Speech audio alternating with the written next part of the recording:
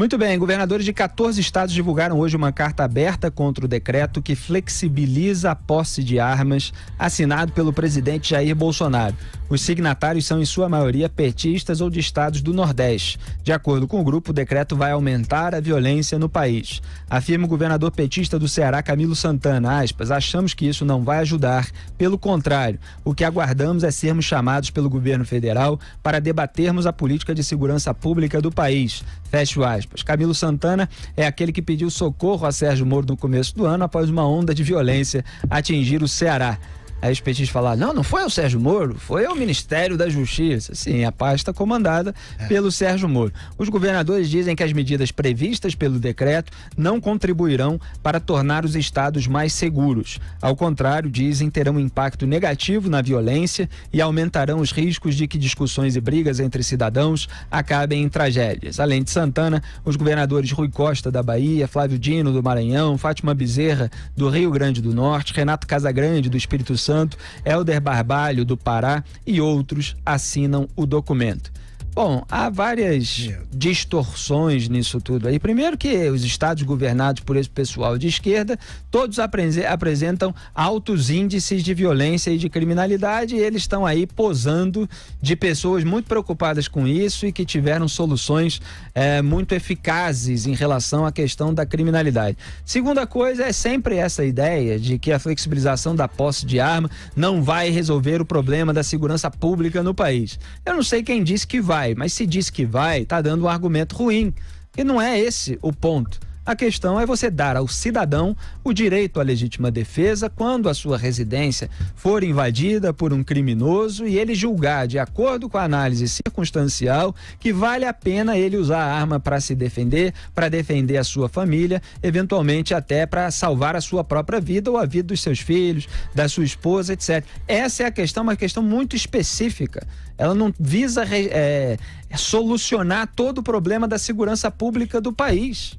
Ela simplesmente visa solucionar o problema do cidadão que está em casa, a posse de arma, que é a posse de arma em domicílio, a solucionar o problema do cidadão que está em casa e tem a casa invadida por um criminoso que pode fazer o diabo com ele e com a sua família. E não dá tempo da polícia chegar para resolver o problema. E isso acontece diariamente no Brasil. Invasões de domicílio, assaltos, estupros, etc. Então, uma coisa muito específica que eles tratam como se fosse a proposta da solução de todos os males, Augusto. Vamos lá, resumir. Isso significa permitir que o cidadão exerça, o cidadão honesto, o cidadão que cumpre a lei, exerça o direito de legítima defesa. É de uma pobreza franciscana, né? Essa história aqui, olha, meu Deus do céu, as brigas entre cidadãos vão acabar em tragédias, mas que é isso? O crime mais comum nas cidades mais violentas é o crime que nasce de briga, o assassinato por motivos fúteis. O sujeito está discutindo, bebendo, muito aí, o sujeito pega uma faca e mata. Faca mata. Não precisa de revólver, as mortes ocorrem, e se o sujeito quiser, for um bandido ou um violento disposto a matar, ele consegue a arma sim. E essas armas, o porte de armas que o governo propõe é um negócio que é regulamentado, não é fácil assim, você simplesmente vai permitir que as pessoas possam defender-se. Esses estados aqui, o Ceará então, é uma violência só. Por que ele pede ajuda nessa hora, na hora em que você tem aqueles motins tenebrosos que mostram que as cadeias do Ceará também estão sob controle dos bandidos? O Sérgio Moro, ele quer mais poder, ele quer leis que o ajude a combater o crime organizado. O crime organizado domina todos esses estados aqui, e eles estão posando, né, de territórios idílicos ali, meu Deus do céu, ninguém mata ninguém, mas se botar a mão a arma na mão de um cidadão, aí os baixos instintos vão aflorar e ele vai sair dando tiro para todo esse lado. Eu não sei se isso é demagogia, é cinismo, é ignorância ou é tudo isso junto. Eu acho que essa última hipótese é a mais cabível. Fala aí, Zé Maria Trindade.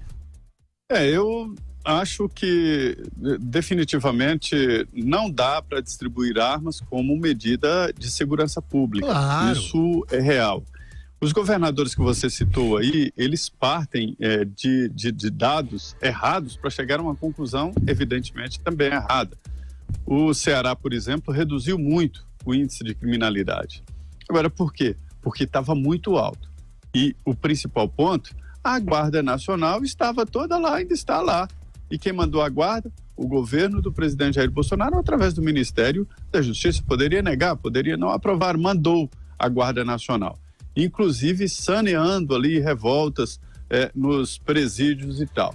Então é muito fácil. Houve sim uma redução, mas uma redução com base nesses pontos. Agora, parte do pressuposto, esse grande argumento de que mais armas, mais mortes. Isso também é evidente. Menos armas, menos mortes. O que se discute é quem são essas mortes. Ou são cidadãos comuns ou cidadãos que se defendam. É discutível essa ideia de que você pode usar armas nas mãos de civis e de pessoas que não estão preparadas para resolver o problema de segurança pública. Mas esse não é o objetivo dos decretos, não é o objetivo do presidente Jair Bolsonaro. Ele insistiu, quando assinou o decreto, que não se trata disso, mas sim do que o Augusto falou. O direito, isso aí é o direito do cidadão de se defender. Se há na Constituição, se há na lei penal o direito de defesa, é preciso dar meios para o direito de defesa, né? O Estatuto do Desarmamento, muito bonito ali na redação, mas desarmou, aí todo mundo entregou espontaneamente aquela coisa bonita, entregou, levando criança, entregando armas e tal, passou máquina em cima de armas, mas desarmou cidadão de bem. Eu não vi nenhum bandido chegar lá e entregar arma, nenhum. Então, assim, é o direito do cidadão se defender e não há como substituir esse direito, ou a arma em casa, de segurança pública. Não há como confundir uma coisa com a outra. Agora, fora desse debate, eu queria dizer o seguinte: esse decreto do presidente Jair Bolsonaro ou será muito modificado ou vai cair no Congresso Nacional. É um dos pontos do Centrão. Essa questão de mais armas, mais mortes, ela é bastante discutível, né? Não existe um consenso sobre dados empíricos que demonstrem de fato isso. A arma tem um poder dissuasivo também, que pode acabar baixando também o número de mortes. Então existem muitos argumentos em torno de estudos, em torno de vícios de estudos feitos por grupos militantes.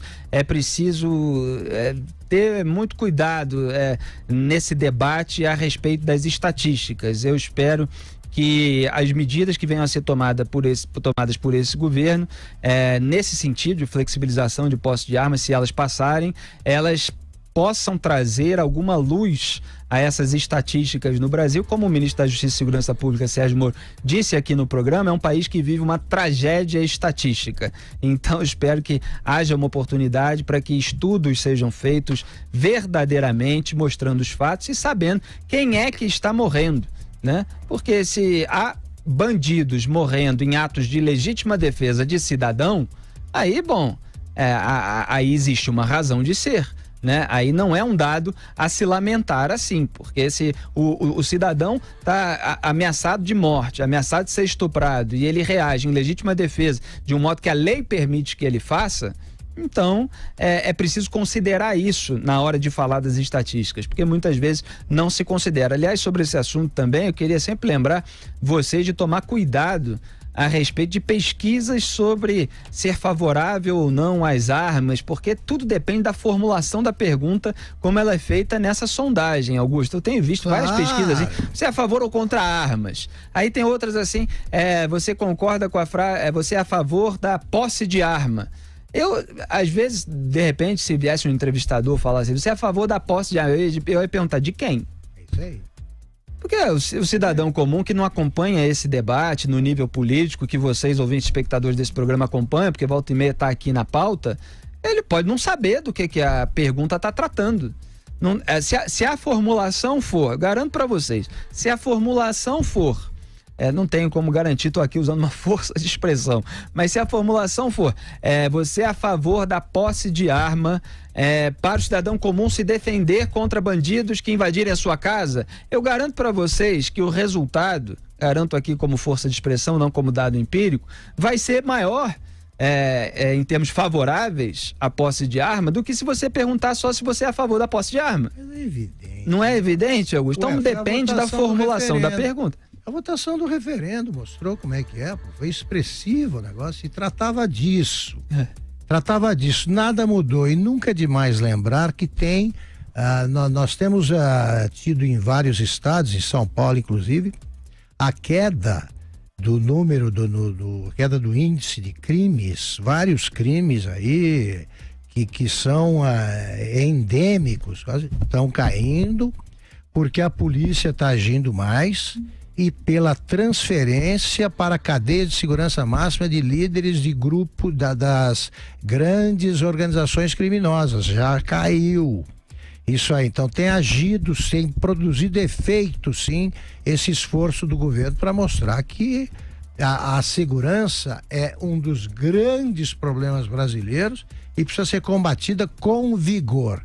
Quem quer desfigurar o projeto do ministro Sérgio Moro é bandido, né? Ou está querendo fazer demagogia e bancando pacifista de botequim.